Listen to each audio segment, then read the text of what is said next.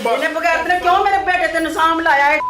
मेरा बच्चा हीरा सी, मेरा बच्चे नु सारी दुनिया जानदी है, पढ़िया लिखिया सी। ए गंदा इने सारे मोहल्ले नु इने वक्त पाया सी, सारे मोहल्ले नु रोजाना फायरिंग करदा सी। कुड़ियां दे मगर फिरदा, पढ़ा लिखा बच्चा, तुसी पढ़े लिखे हो, एक गंदे काम करोगे। एक बच्चा पढ़िया लिखिया हो, सुन जा बीवी पढ़ी लिखी हो औरत, तू क्यों निजाम लाया गंदिया? किसे तन्नू हया नहीं आया भी? और गंदिया तेरा ते भरा तन्नू कहंदा है फेर मारन दा, नहीं मेरा गंदा है, मेरा भरा दा जेन गंदा है, तन्नू तो सूर खांदा रहा। चले मैं आपके घर में सारी बात सुन के आई हूँ, आप चले प्लीज, आ जाए प्लीज। ये गुस्सा है, गम है एक माँ का जिसका इकलौता बेटा 26 साल का नौजवान बेटा इन्होंने छीन लिया है, इस शख्स ने छीन लिया है। उस माँ का बस नहीं चल रहा था कि वो इस वक्त शायद इसके जिस्म के टुकड़े कर दे। जो इस वक्त टीवी देख रही माएँ हैं वो समझ सकती हैं कि एक गम क्या होता है। औलाद को तो सुई चुभे बर्दाश्त नहीं होती, तो इसने तो उसका जवान बेटा छीन लिया। मासूम यतीम बच्चे जब वो घर में देखती होगी तो सारा दिन उस पर क्या गुजरती होगी, ये शायद वही जानती है। इस शख्स की जानिब बढ़ते हैं, इससे बात करते हैं। हाँ भाई, क्या नाम है तुम्हारा पूरा? एजाज अहमद। एजाज अहमद। नशा करते हो? नहीं करता। नहीं करते? नहीं। तुम्हारा भाई झूठ बोल रहा है? हाँ झूठ बोल रहा है। जो बाप की जगह पे है तुम्हारा बड़ा भाई, वो झूठ बोल रहा है? हाँ बोल सकता है। क्यों? झूठ के क्या लिए दुश्मनी है रिश्ता उसकी तुम्हारे नहीं होता, झूठ कोई भी बोल सकता है। हो सकता है तुम भी बोल रहे हो, रिश्ता तो कोई भी जरूरी नहीं होता, झूठ तो झूठ होता है ना। हाँ। तुम कौन सा दूध के धुले हो, कातिल हो? वो पहले भी FIR है तुम पे, रिकॉर्ड याफ्ता हो। हाँ हो ना? हाँ हूँ। हाँ, तो फिर इसका मतलब है कि तुम तो दूध के धुले नहीं हो। ज़ाहिर है जो जिसकी इज्जत के साथ कोई एक आदमी 1.5 साल से खेल रहा है वो दूध का दूल्हा कैसे? तुम्हारा भाई खेल रहा है? वो जो कत्ल हो गए वो क्यों इल्जाम लगाएगा तुम पे? कौन? तुम्हारा भाई। वो कौन सा इल्जाम लगा रहा है? वो कह रहा है कि ये हरास करता था पहले भी, ये मुझे भी आगे परेशान करता था। तुम तो भाई पे फायर खोल रहे थे। परेशान नहीं करता था, जब जी मेरा साथ नहीं देता था तो तब मैंने इसके, यानी कि जो तुम्हारा साथ नहीं देगा तुम उसे फायर मार दोगे? ज़ाहिर है मेरा एक ही भाई था, जब मेरी इज्जत के साथ कोई आदमी खेल रहा है तो मैं इसके पास ही जाऊंगा ना। मेरा तो उस इज्जत को तलाक दे देते? दी थी, लेकिन माँ फिर ले आई थी। माँ को समझाते? माँ रोई थी, वो कहती थी मेरा बेटा नहीं है। तू इस माँ का गुस्सा देखा है? मुझे अफसोस है, देखा है, एहसास है उनके। वो माँ है, उसका हूँ। बेटा छीन लिया तुमने। मैं भी तुमने अपने रिश्ते को नुकसान नहीं पहुँचाया। मैं भी बाप हूँ, मैं उनका दर्द जानता हूँ। अपने रिश्ते को नुकसान नहीं पहुँचाया ना, बीवी को कुछ नहीं कहा ना? नहीं कहा ना? बहुत मारा है मैंने। मारा है लेकिन जान से तो नहीं मारा ना? जान से मार देना चाहता था उस दिन। अच्छा। लेकिन वो छुप गई थी घर में। तुम्हारे सर पे खून सवार था? उसके ऊपर भी गुस्सा था। अच्छा। ज्यादा गुस्सा तो उसके ऊपर था। अदीब के साथ दोस्ती तुम्हारी थी और चक्कर तुम्हारी बीवी का चल गया, ऐसे ही है? हाँ ऐसे ही। तो 1 साल से दोस्त की दोस्ती क्यों बर्दाश्त कर रहे थे फिर? दोस्त अब तो नहीं था, 1 साल से तो नहीं था मेरा दोस्त। वो पहले तकरीबन 2-3 महीने मेरा दोस्त रहा है। जब मुझे ये सब पता चला तो मैंने छोड़ दिया उसको। एक मर्द के पास तलाक देने का ऑप्शन ज्यादा आसान है कत्ल करने की निस्बत। दिया था मैंने आपको बोला। मैं तो तलाकें भाई देते 3 देते, उसको 3 माह का वक्त मुद्दत पूरी करते तो बात खत्म हो जाती। लेकिन माँ नहीं मानी ना। वो माँ ने निकाह किया हुआ था उसके साथ। ये कहती थी कि मैं अब सुधर जाऊंगी, मुझे नहीं सुधरी तो खत्म कर देते। चांस नहीं, एक चांस दिया, नहीं सुधरी ना, दोबारा तलाक दे देते। तो मैं हो सकता अभी तलाक उसको दे देता। अभी तुम कह रहे हो मैं कत्ल करने लगा था, तलाक का ऑप्शन होता तो कत्ल ना करते। कत्ल तो मैं तब जब वो मुझसे कत्ल हो गया, ठीक है, जिसे मैं नहीं कत्ल करना चाहता था, उस दिन भी मैं उसे कत्ल नहीं करना चाहता था। अच्छा। मैंने गोली उसके टांग पे लगाई। अच्छा। लेकिन वो नीचे बैठ गया। अपना डर पैदा करना चाहते थे।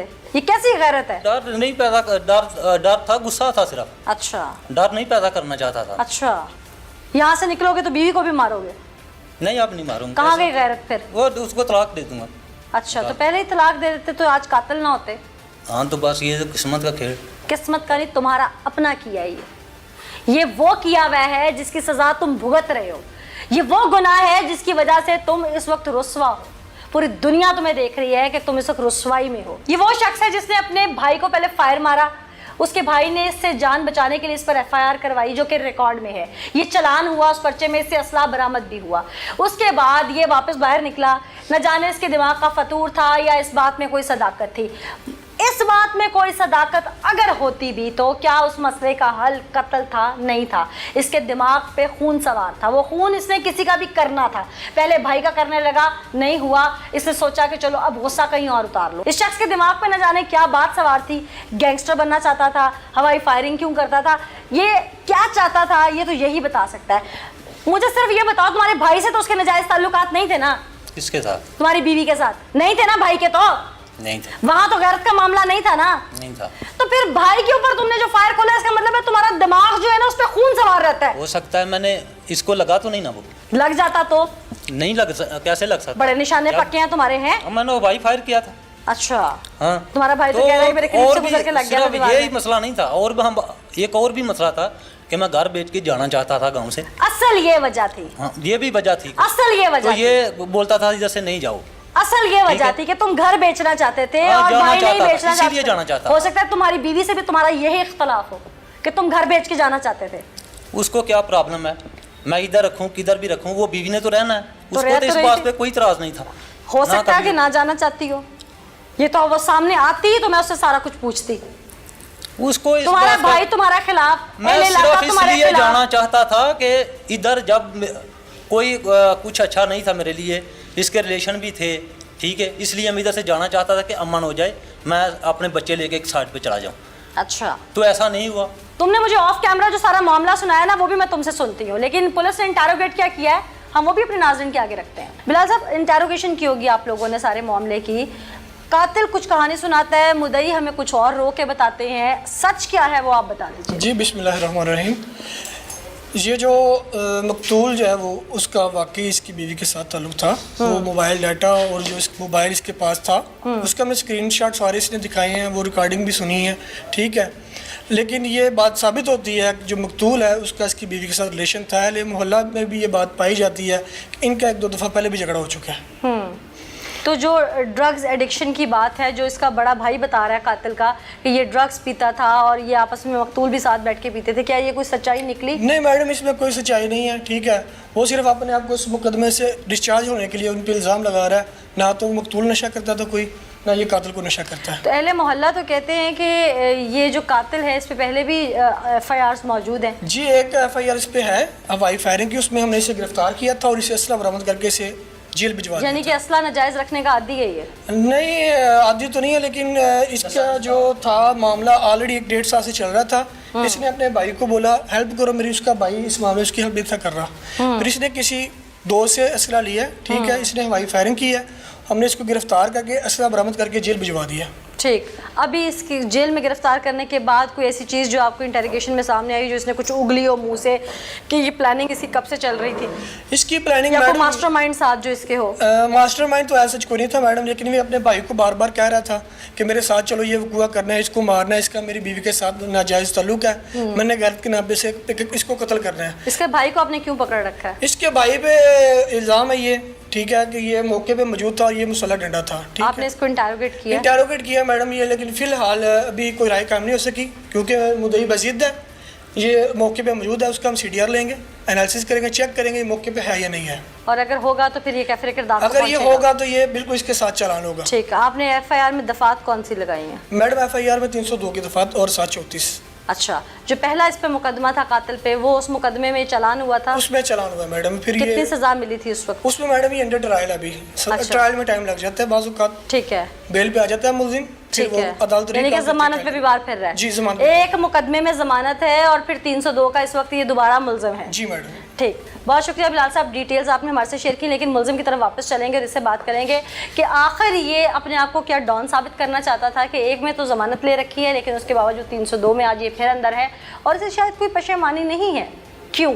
इसी की जानिब बढ़ते हैं। तुम क्या सच क्या झूठ बोल रहे थे? अब तो सब कुछ सामने आ चुका है, ठीक मैं है? नहीं झूठ बोल रहा, मुझे पता है कि मेरे खुदा को इंटेरोगेशन पता में है। हर चीज सामने आ गई। अब मुझे हकीकत बताओ कि ये प्लान कब से दिमाग में चल रहा था, ये शक था या ये तुम्हारी कंफर्मेशन थी, ये मामला हुआ कैसे उस दिन? मैं घर से निकला हूँ, वो भी निकला है, तो उसने बताया था कि इसने मारा है मुझे बहुत। किसने?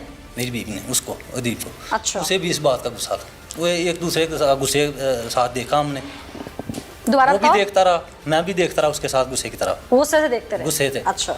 फिर मैं उससे पास से गुजरा हूँ, ठीक है, तो मैं थोड़ा सा आगे गया हूँ, उसने ऐसे पाँव नीचे मारा है, और मैंने पीछे देखा, उसने थूका है मेरी तरफ गुस्से से, मैंने भी थूका। फिर हम 1 मिनट फिर देखते रहे गुस्से से एक दूसरे की तरफ, फिर वो मैं फिर चल पड़ा, तो उसने भी कोई बात नहीं, मैंने भी कोई बात नहीं की। तकरीबन 10-15 कदम आगे चला, उसने पीछे से गाली दी थी मुझे, तो मेरे पास पिस्तौल था, मैंने वो निकाला है, मैं उधर से भागा हूँ वापस, तो वो बाके उधर दुकान पे गया अंदर हमाम के अंदर, उधर बेलचा था, उसने पकड़ा मुझे मारने के लिए। तो जब मैं उसके सामने आया हूँ तो उसने मेरे हाथ पे पिस्तौल देखा है, वो भी पिस्तौल निकालने लगा है, लेकिन उससे पहले मैंने गोली।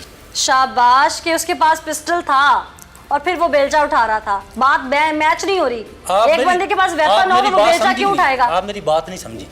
उसे नहीं पता था कि ये मुझे फायर मारने वाला है, उसे पता था कि ऐसे हाथों से लड़ना है हमने। हाँ। तो इसलिए उसने उठाया था। जब उसने देखा कि इसके पास पिस्तौल है तो उसने फेंका, वो पिस्तौल निकालने लगा था जल्दी से, तो उधर से लाइट चली गई।